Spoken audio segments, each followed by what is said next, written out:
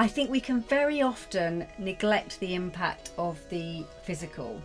And yet I can imagine on a silent retreat, that's pretty much 90%, if not more, of the information that you've got from other people. And yet everybody's making an impact. Absolutely. So a really good example is if I go to the silent retreat, we turn up, we have a meal where we can talk, and then silence falls. And then you go to your room and you shared bathrooms. So you're finding your way. You're like nudging people out the way. Well, actually, what was interesting is you start to notice patterns.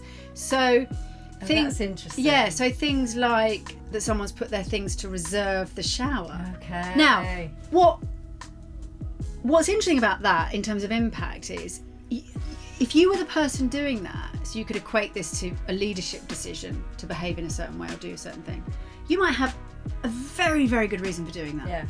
But if nobody knows that, they'll take what they can see. Take what they can see. Yeah. I know that obviously on the silent retreat you were not speaking.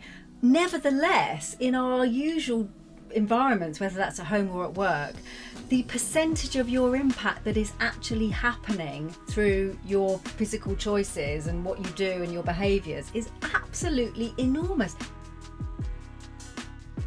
Hi, I'm Philippa. And I'm Penelope. From 4D Human Being. And if you haven't checked out the 4D Human Being podcast, you can find us on Apple Podcasts, Spotify, or your favourite podcast platform.